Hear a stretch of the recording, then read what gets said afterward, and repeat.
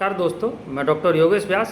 आज के इस वीडियो में हम कुंडली के द्वादश भाव और उनसे विचारणीय विषयों के ऊपर चर्चा करते हैं। फलक ज्योतिष में जन्म कुंडली को महत्वपूर्ण स्थान प्रदान किया गया है, क्योंकि फलादेश का प्रमुख आधार जन्म कुंडली को ही माना गया है।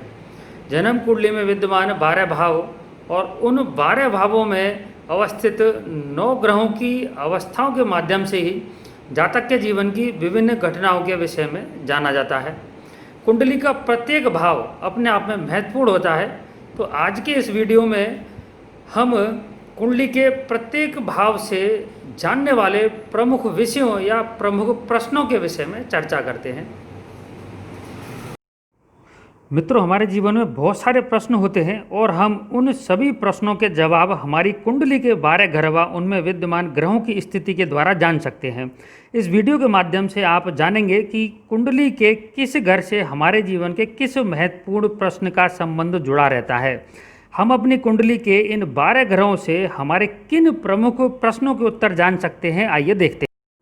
तो मित्रों, बात करते हैं कुंडली के पहले घर की। इस भाव को हम लग्न के नाम से भी जानते हैं। इस भाव से मुख्य रूप से जातक के शारीरिक गठन, स्वास्थ्य, आयु प्रमाण, स्वभाव, गुण, आकृति, सुख दुख, सिर, पितामह, जन्म, प्रारंभिक जीवन, वर्तमान काल आदि का विचार किया जाता है। लग्न एवं लग्नेश की स्थिति के बलानुसार जातक के स्वास्थ्य, स्वभाव तथा व्यक्तित्व का भी ज्ञान किया जाता है।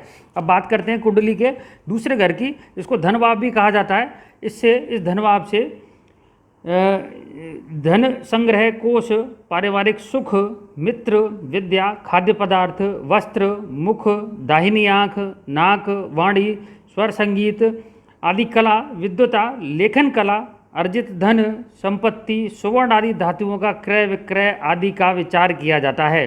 बात करते हैं कुंडली के तीसरे घर की। इस भाव से भाई बहन का सुख, सहोदर पराक्रम, नौकर चाकर, साहस, शौर्य, गायन, योगाभ्यास, नज़दीक संबंधियों का सुख, रेल यात्रा, दाहिना कान, हिम्मत, सेना, सेवक, माता पिता की मृत्यु, दमा, खांसी, श्वास, भुजा, कर्ण आदि रोगों का भी विचार किया जाता है। अब कुंडली की बात करें कि चौथे घर की।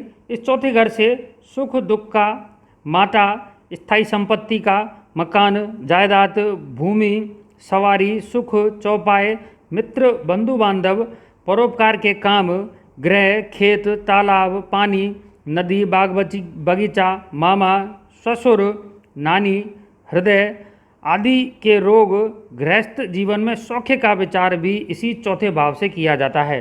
बात करें कुंडली के पांचवें घर से, तो इस घर से बुद्धि, नीति, विद्या, गर्भ, संतान से सुख दुख की प्राप्ति, गुप्त मंत्रणा, शास्त्र ज्ञान, लेखन कला, लॉटरी, शेयर, आकस्मिक धन से लाभ, यश अपयश, पूर्व जन्म की स्थिति, भविष्य ज्ञान आदि का पता चलता है। और इससे इच्छा शक्ति, जठराग्नि, गर्भाशय, पेट, मूत्राशय संबंधी विकारों का भी ज्ञान पांचवें घर से किया जाता है। बात करें छठे भाव से, तो इस भाव से शत्रु, रोग, ऋण, चोरी, दुर्घटना आदि, दुष्कर्म, युद्ध, अपयश, मामा की स्थिति, मौसी, सुख दुख, विश्वासघात, पाप कर्म, हानि, स्व बंधु वर्ग से विरोध आदि का विचार छठे भाव से किया जाता है। बात करें सप्तम भाव, इसको पत्नी का भाव भी कहा जाता है। इस भाव से स्त्री एवं विवाह सुख, काम, पति पत्नी संबंध, पार्टनरशिप, व्यापार में लाभ हानि, वाद विवाद, मुकदमा, कलह, पितामह, प्रवास, एग्रीमेंट, प्रत्यक्ष शत्रु, जननेंद्रिय संबंधी गुप्त रोगों का भी विचार सातवें घर से किया जाता है। बात करें कुंडली के आठवें घर की, तो इस भाव से आयु, गुप्त धन की प्राप्ति, विघ्न, पुरातत्व, प्रेम, दुर्घटना, यातना, गुदा, अंडकोश आदि गुप्त रोगों एवं कष्टों, पति या पत्नी की आयु का मान आदि का ज्ञान आठवें घर से किया जाता है।